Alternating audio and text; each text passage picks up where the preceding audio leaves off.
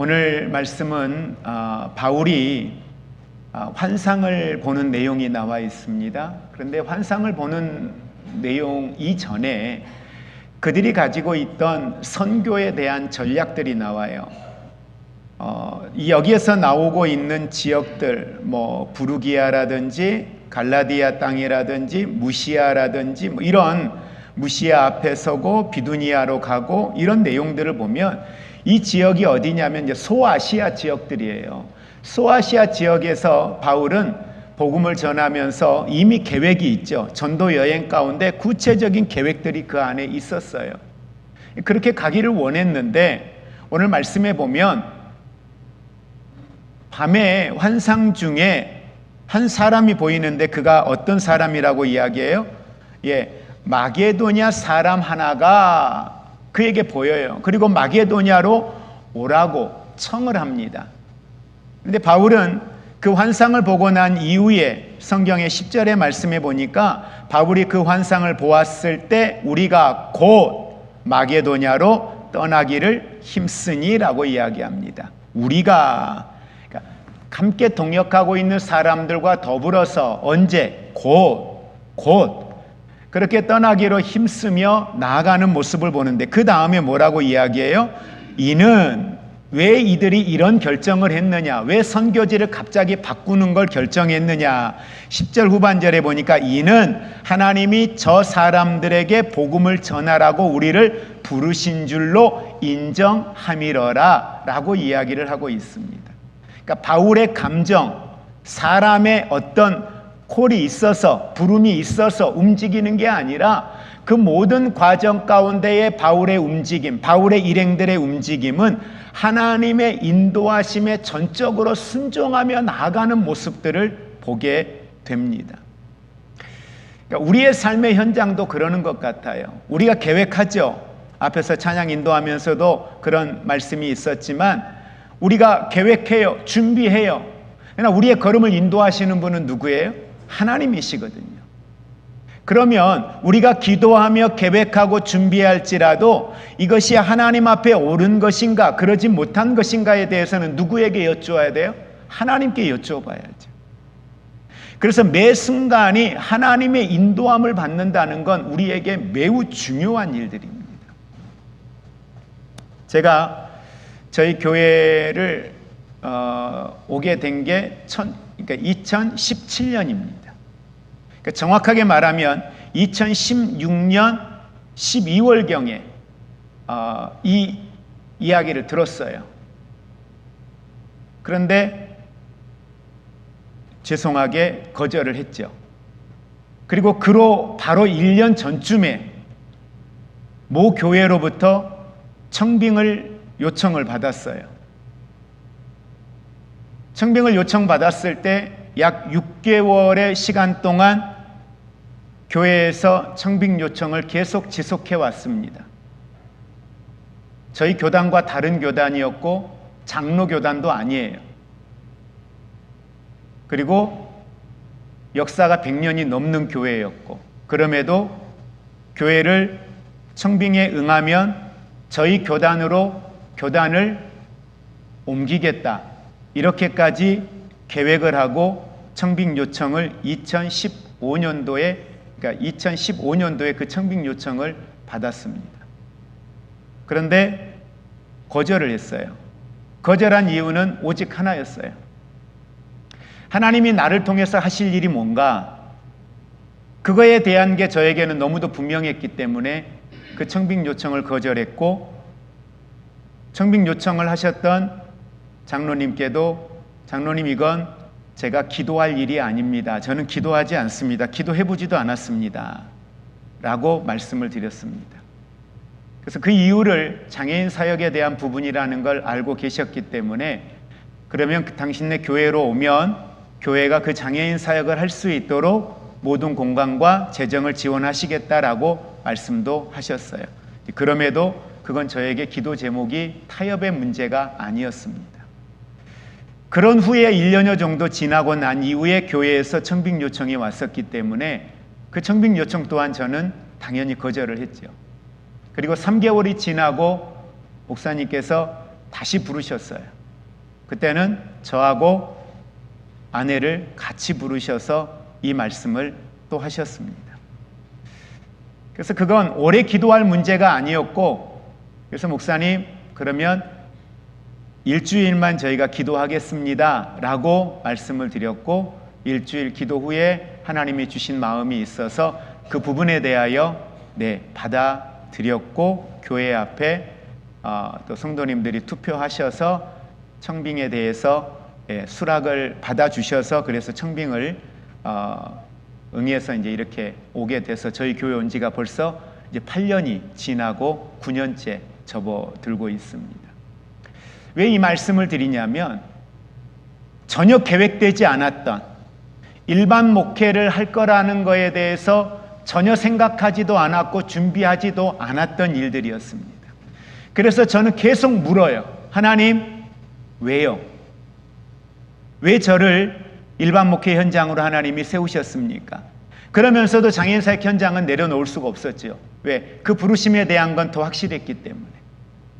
왜 저를 하나님 우리 화평교회 안에 다시 저를 부르셨는지에 대한 부분, 그리고 왜 그 부르심에 대하여 다른 교회에 청빙 요청이 있었을 때 그거에 대해서는 기도조차도 시키지 않았고, 여러 가지 조건으로 생각하면은 제가 상상할 수 없는 교회의 규모죠.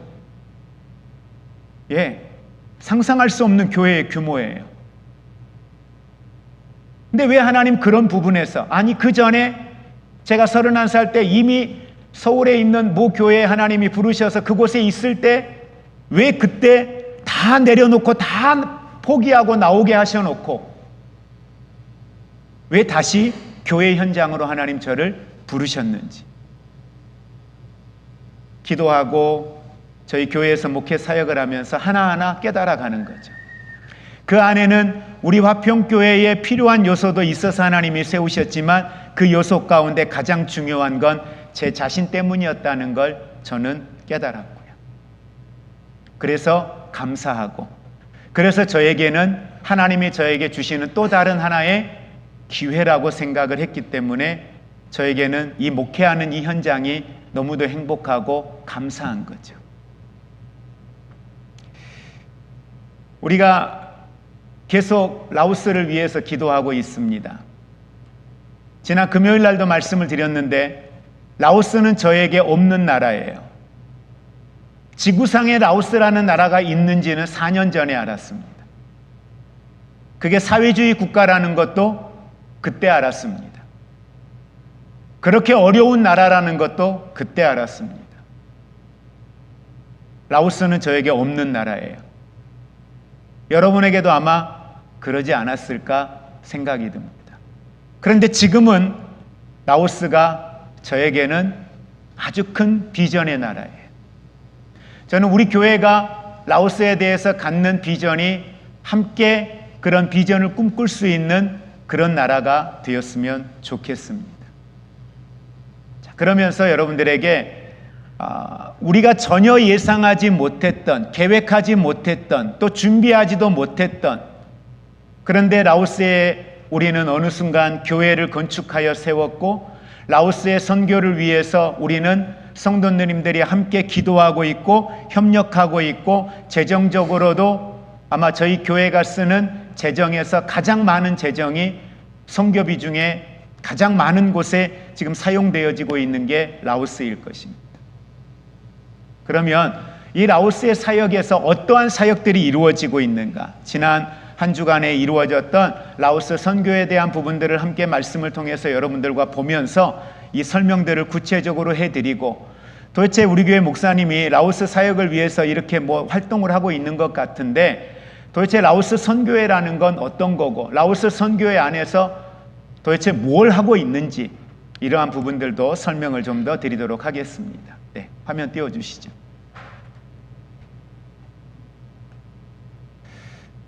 이건 한 2년 전에 여러분들에게 보여드렸던 내용입니다. 라오스의 수도는 비엔티안입니다.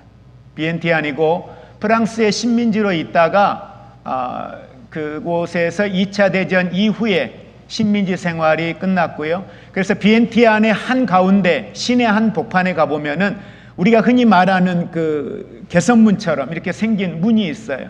그때 당시에 생겨진 그런 문입니다.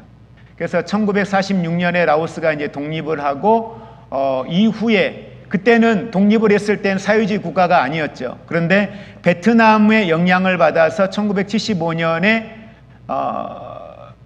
라오스가 이제 사회주의 국가로 이렇게 공식적으로 설립된 모습을 보게 됩니다. 라오스는 전체적으로 불교의 영향이 큽니다. 가는 곳마다 사원이 많이 있고요. 라오스의 관광을 혹시 가시거나 많은 분들이 가시면 대체적으로 가는 곳들은 주변에가 사원들이 많이 있습니다. 자, 여러분 앞에 한번 여기 보시면 이게 라오스인데요. 라오스의 지금 여러분이 보시는 화면에 왼편 있죠. 요 줄기가 메콩강이에요. 메콩강이 그곳이 이제 중국에서부터 이 위에가 중국입니다. 요 위에 미얀마, 중국 요 윗부분, 그 다음에 베트남이 흐르죠. 밑에가 캄보디아고 그 다음에 이게 태국이에요. 그래서 태국하고 라오스는 국경 지역이어서 얼마든지 육로로 오고 갑니다. 그리고 다른 곳에 비해서 여러분들이 아시는 것처럼 보이는 것처럼 이 공간은 다 바다입니다.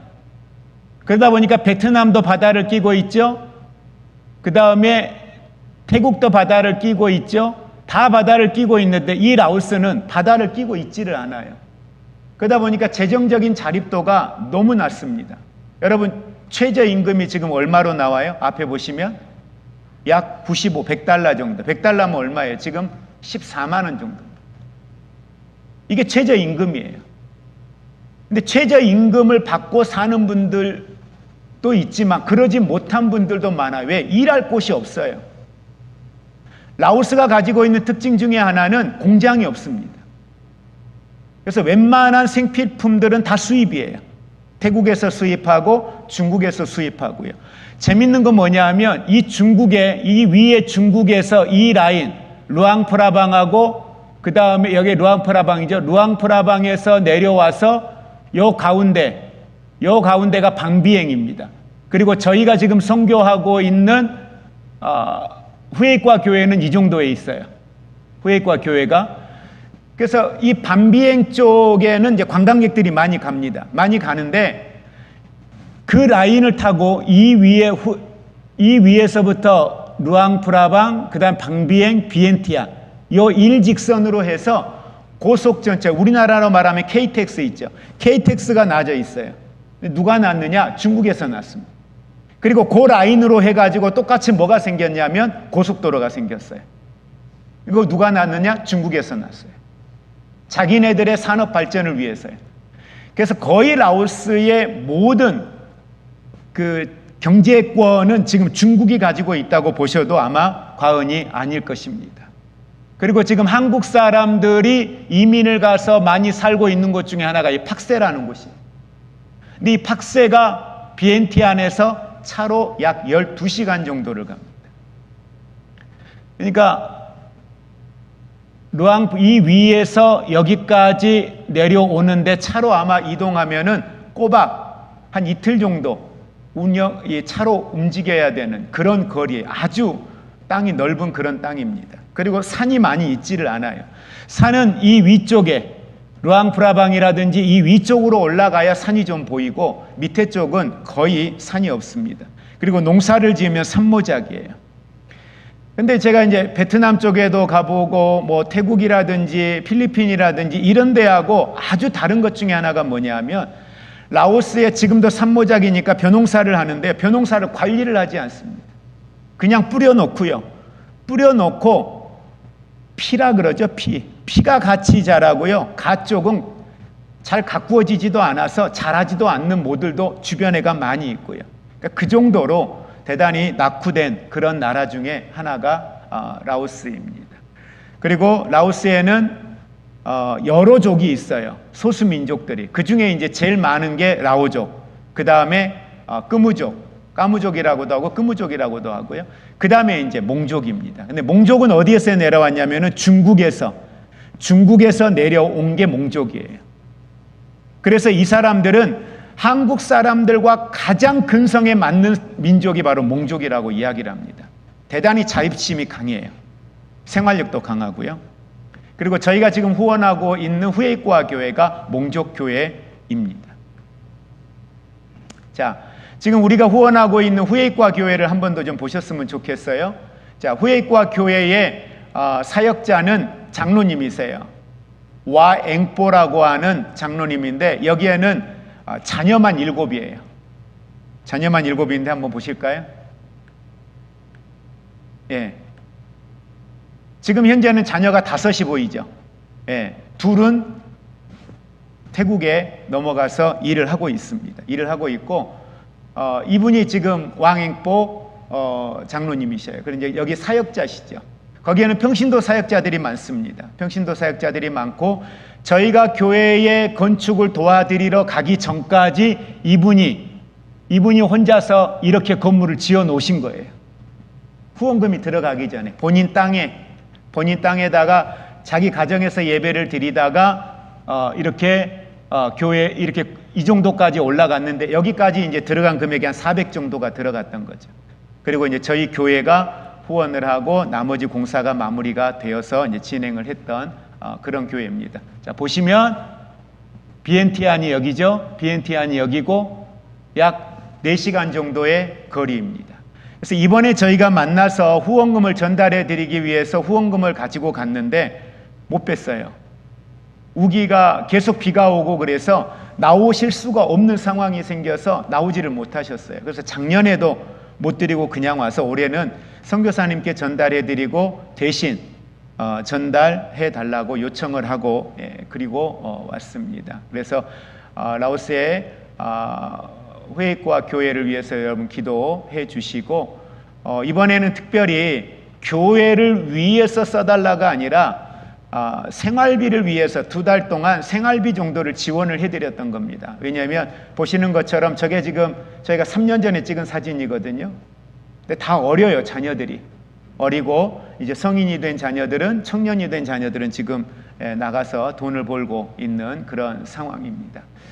이번에 저희가 가서 제일 먼저 했던 것 25일 날 제일 먼저 했던 거는 신학교가 2025년도 2학년 1학기, 그러니까 2학년 신입생, 1학년 신입생들과 2학년 1학기를 시작하는 학생들 개강 예배입니다. 지금 이제 보시는 것처럼 이게 신학교 안에 내부에 총 3층인데요. 지금 이게 2층의 모습입니다. 2층의 강의실인데 그 옆에는 또 숙소 있고 3층에 숙소가 있고요. 1층에는 사무실하고 식당이 있습니다.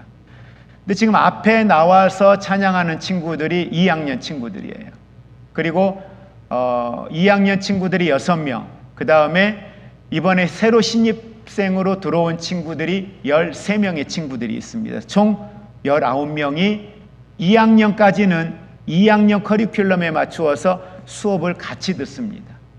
그래서 이제 기도 제목 가운데 하나는 2026년도가 되었을 때는 새로운 또 신입생들이 들어올 텐데 이 신입생들하고 함께 수업할 공간이 되지도 않고 기숙사도 작아요. 그래서 지금들 이제 기도하고 있습니다. 이 공간을 계속 쓸 거냐, 기숙사를 밖으로 내보낼 거냐, 아니면 신학교를 좀 더 넓은 공간으로 이전을 할 것이냐, 이제 이 부분을 놓고 지금 계속 이번에 오기 전까지 신학교 관계자들하고 이야기하면서 의논을 하고 앞으로 이제 기도 제목으로 계속 가지고 가고 있습니다. 여기 이제 신학교 학생들, 그 다음에 뒤에 오셨던 목사님들 다는 지금 아니고요. 일부 목사님들 뒤에 계시고요. 저 뒤에 기타 있죠. 기타도 저희 교회에서도 그때 2대 구입해서 후원금을 보내드렸고 여러분들이 교복 사달라고 해서 보내드렸던 교복들도 학생들이 입고 있고 올해 다 새로 바꿔드리기로 그렇게 했습니다. 이게 이제 지금 개강 예배 모습이고요. 이제 개강 예배 때 제가 설교하고 옆에 계신 선교사님이 현재 지금 신학교 학장을 맡아서 하시고 저희하고 이제 협력하고 계시는 메인으로 협력하고 계시는 이성원 선교사님이십니다. 그래서 저희 교단 신학에서 공부하셨고요. 정말 신실하신 그런 목사님이세요.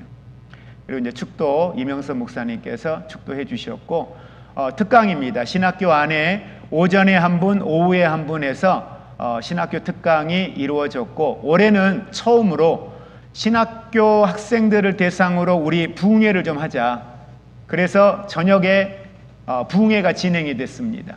그래서 저희 모임 안에 부흥 강사 활동을 하시는 목사님이 계셔서 부흥회를 해달라고 했더니 진짜 부흥회를 하셨어요. 아이들 막 안수기도도 하시고요. 왜냐하면 저기는 그런 무속신앙들이 대단히 강하기 때문에 이 안수하는 거 너무 좋아해요. 그래서 아주 은혜 가운데 집회들 일정이 진행이 됐습니다.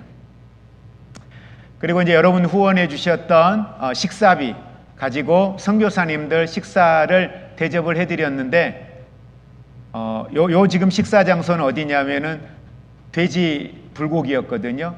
제육볶음. 제가 먹어봤던 제육볶음 가운데 세 손가락 안에 들 정도로 정말 맛있었습니다. 예, 정말 맛있었어요.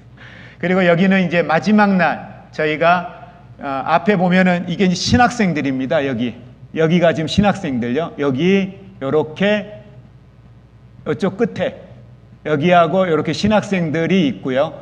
그리고 이게 2층 건물인데 MK라고, 태국 가셔서 드셔보실 분들은 아실 거예요. MK라고 그 샤브샤브에서 먹는 겁니다. 그런데 정말 원 없이 드시게 해드렸는데 정말 많이 드시더라고요. 이날 식사 장소에 식사하러 오신 분들만 약 100여 명 가까이 식사를 하셨어요. 근데 정말 저희도 잘 대접해 드렸다라는 생각이 들 만큼 잘 드셨고 너무너무 많이 좋아하셨습니다. 이제 영성 집회인데요. 선교사님들이 이 영성 집회를 할 때에 라오스 선교회에 가입되어 있는 분들이 한 100여 분이 되세요. 근데 이날 집회가 그러니까 라오스 전역이에요. 근데 이날 집회에 참석하신 분들이 첫째 날, 둘째 날 약 75명. 그 다음에 마지막 날은 거의 90분 이상이 참석을 하셨어요. 숙소 제공 안 해드렸습니다. 근데 이 강사로 오신 유재명 목사님이, 저도 이제 저희 교단 안에서 정말 존경한 목사님인데 은퇴도 아주 빨리 하셨어요. 그리고 말씀 사역을 위해서 지금 세계 전역을 다니면서 말씀 사역을 하시는데, 저희 교단 안에 있는 목회자들이 존경하지 않을 사람이 없을 만큼 존경하고 정말 말씀 사역에 탁월하신 분입니다. 저희 교회에 부흥회를 한다면 가장 1순위로 모시고 싶은 분 중에 한 분이에요. 그래서 제가 노회장 할 때에도 저희 노회 안에 목회자들에게 이 말씀 사역을 좀 해달라고 요청을 해서 오셔서 말씀 사역을 해주셨던 그런 목사님이십니다. 근데 3일 동안 하루 지나고 그 다음 지날 때마다 숫자가 계속 늘어나요. 저녁마다 끝나고 기도회를 하는데 저희 선교회에서 가셨던 한국 목사님들이 우리도 저녁 집회 다 참석해야 되나? 우리 낮에 우리 계속 사역하고 있는데 저녁에도 참석하면 그 다음날 사역에 지장이 있을 것 같은데, 피곤할 것 같은데 우리 다 참석해야 되나? 그렇게 이야기들을 하시다가 첫째 날 예의상 다 참여했어요. 둘째 날부터는 누가 뭐라고 할 것도 없이 자발적으로 참석하셨어요. 왜?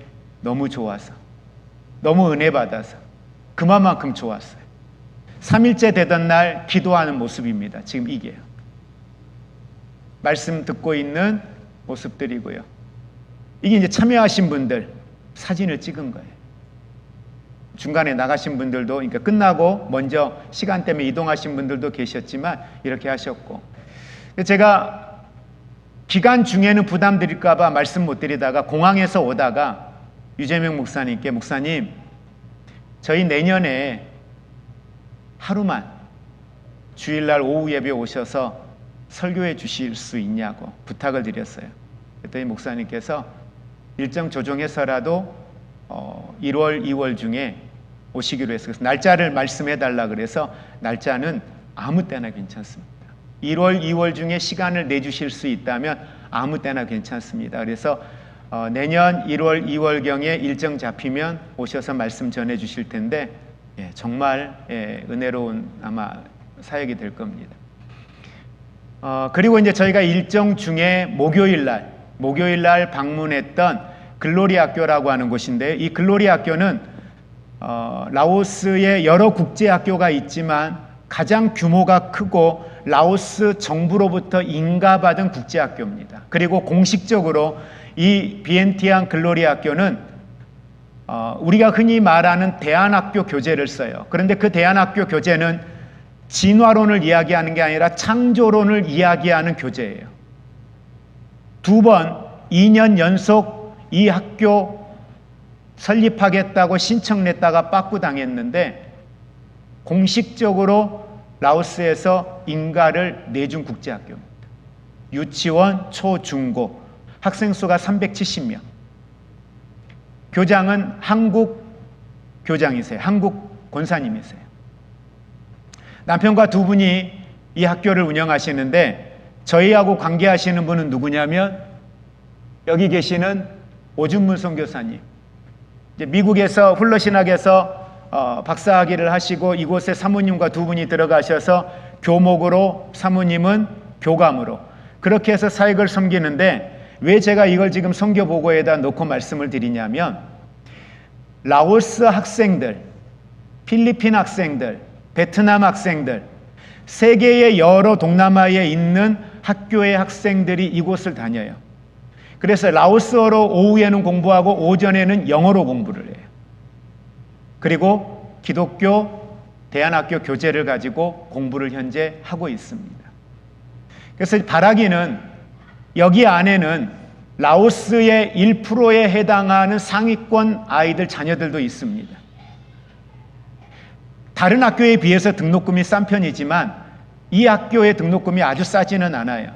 한국 돈으로 하면은 1년에 약 500만 원 정도 등록금이 들어갑니다. 이게 결코 싼 등록금은 아니죠. 자, 그런데 이 학교가 지금 계속해서 기도하고 있는 건 학교 공간이 너무 좁은 거예요. 그래서 학교를 이전하는 문제를 위해서 기도하고 있고, 이곳에서 학생들이 말씀으로 세워져서 라오스의 문화를 기독교의 문화로 바꾸어 갈 수 있는 정말 축복의 어떤 그 기회의 장소가 될 수 있기를 위해서 기도하고 있고요. 이번에 11월 달에 라오스 국적을 가진 학생들 약 30여 명의 학생들을 데리고 한국에 방문을 하십니다. 그래서 포항공대, 그리고 한동대, 그 다음에 백석대학 이렇게 해서 순회하며 돌고 한국 교회들 몇 곳을 돌고, 그리고 그들이 한 주간 세미나 하는 곳에서 세미나 듣고 그리고 이제 들어가게 되는데, 이런 사역들이 진행되고 있는 것 보시고 기도해 주셨으면 좋겠고, 이게 이제 글로리 학교의 모습이고요. 여기 계시는 이분이 교장선생님이십니다. 교장선생님이시고, 오준문 선교사님 사모님, 이렇게 있습니다. 그리고 여기는 어디냐면, 지금 글자가 하나 잘못 써 있는데 라오스 농동교회입니다. 농동교회인데 이 농동교회에서 뒤에 보이는 부지가 어마어마하게 큽니다. 그런데 이 부지가 개발 부지예요. 그래서 약 300가구가 들어오기로 개발이 확정된, 그리고 땅이 다 분양된 곳입니다. 근데 보통 이렇게 새로운 마을이 만들어질 때, 도시가 만들어질 때 가장 먼저 들어오는 게 뭐냐면 사원이라고 합니다. 이제까지. 그런데 놀라운 건 라오스 역사상 처음으로 종교부지, 예배당이 지어지는 종교부지가 처음으로 공식적으로 허가를 받았어요. 그래서 저희가 지금 보고 있는 이 땅의 이 뒤편으로 해서 종교부지가 공식적으로 만들어져서 사원이 들어오기 전에 교회가 가장 먼저 건축되도록 허락을 받았습니다. 이게 이제 이 지역에서 차로 한 5분 거리쯤에 농동교회가 있는데 그 교회가 이곳을 들어오는데, 땅 사는 거, 건축하는 거, 이 비용들이 후원금으로 지금 이미 다 완료가 됐어요. 꽤 큰 예산이거든요. 그리고 이 교회가 지금 저희들하고 어떤 협력 사역을 하고 있냐면, 지난번에 우리 양계장 만드는 거 헌금했었잖아요. 이게 지금 양계장이에요. 이 건축부지 앞에가 양계장이 있어요. 그래서 이 양계장을 지금 운영하고, 이 양계장에서 올해부터 부화기를 가져다 놓고 달걀을 놓고 그곳에서 병아리를 부화시켜서 앞으로 판매할 수 있도록 그렇게 지금 현재 준비하고, 그것들이 되면 나중에 신학생들이 개척을 하고 교회 사역을 들어갈 때 이곳에서 재정들이 지원이 되어지게 될 것입니다. 여기서 끝났나요? 더 있었는데 하여간 여기까지만 그럼 먼저 보도록 하겠습니다. 기도 부탁을 드리는 건, 라오스 선교회가 저희 노예 안에 7개 교회가 지금 라오스 선교회에 속해 있습니다. 그런데 이 모든 사역들을 총괄하고 기획하고 그 다음에 이 사업을 진행하고 있는 게 이제 제가 그걸 지금 진행을 하고 있는 그런 입장이고, 회장으로는 이제 이명선 목사님께서 해주시고 지금 현재 이 사역을 협력을 하고 있습니다. 그래서 여러분들 같이 기도해 주실 때 우리가 바라기는 이 신학생들, 지금 19명의 신학생들이 이곳에서 잘 양육되어서, 재정적인 어려움도 있겠지만 잘 양육되어져서 이들이 처음으로 라오스에 있는 신학교의 졸업생이 되고, 이 졸업생들이 한국 와서 공부하고 그리고 목회자가 되어서 라오스로 다시 돌아가서 그곳에서 복음 사역을 감당할 수 있다면 놀라운 일들을 감당할 수 있지 않겠나 기대감을 가지고 있습니다. 라오스는 사회주의 국가지만 공식적으로 예배당을, 교회를 세울 수 있고 목양 사역을 할 수 있는 나라입니다. 현지인이 현지인에게, 외국인은 안 됩니다. 그렇기 때문에 잘 훈련된 양육자들이 나온다면 이들을 통해서 라오스는 아름답게 세워져 갈 거라는 기대감을 가지고 있고요. 또 하나, 지금 중국은 모든 한국 선교사님들이 다 추방을 당했습니다. 물론 남아있는 분들도 계시는데 숨어 있죠. 근데 이분들이 발각되면 다 추방이에요. 그리고 중국은 중국인들이 보는 성경을 지금 만들고 있습니다. 그래서 하나님이 들어가야 할 자리에 주석이 들어가 있고, 모든 것들이 공산화되어져 있는 중국의 실정에 맞게 성경을 다시 기록을 다시 하고 있어요. 그리고 이게 2027년 정도 되면 완간이 될 겁니다. 지금 이미 나와서 돌아다니는 게 있고, 그리고 2027년도 되면 마무리가 될 거예요. 놀랍게 중국은 이 성경에 대한 이 부분들에 대해서, 복음에 대해서, 그 다음에 지금 지하 교회들에 대해서, 가정 교회들에 대해서 철저하게 막고 있습니다. 우리가 상상하는 것보다 훨씬 큽니다. 그래서 한국의 목회자들이 여행으로라도 중국을 잘못 갔다가 바로 추방당하는 경우들이 어렵지 않게 나타납니다. 근데 놀라운 건 이 중국에서 추방된 선교사님들이 미국으로 갔다가 어디로 지금 직결하고 있냐면 라오스로 직결하고 있어요. 라오스 안에 어마어마한 중국 선교사님들이 모여 계십니다.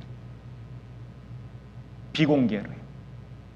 그리고 중국에 있는 양육받았던 사람들이 라오스로 내려오고 있어요.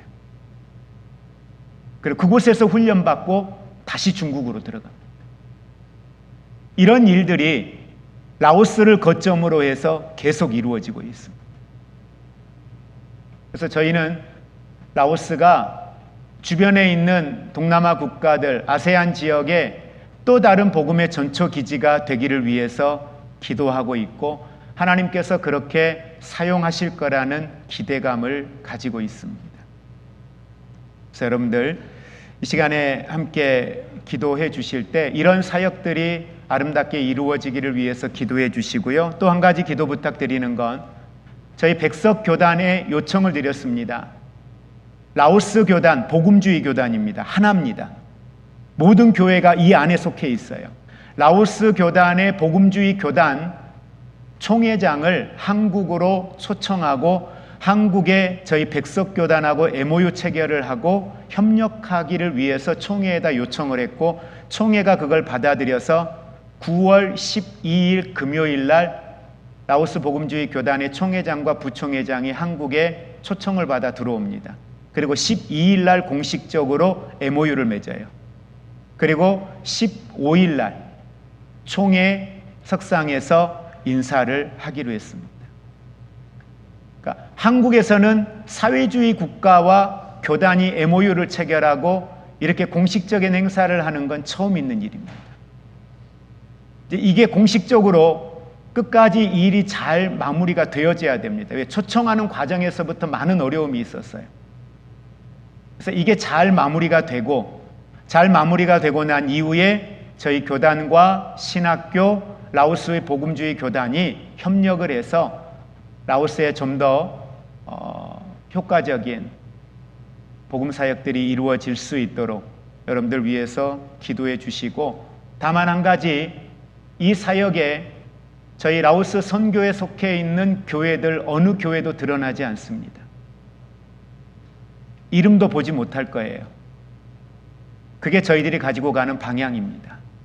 목회자도, 저희 선교의 이름도, 선교에 속한 교회들도 드러내지 말자.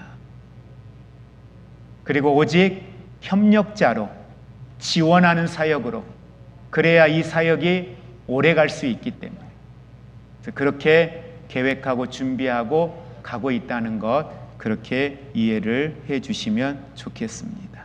이 시간 함께 기도해 주실 때, 라오스 사역을 통해서 하나님, 라오스 지역이 이 신학교에 있는 이 학생들 때문에 소망이 있는 땅이 되게 하시고,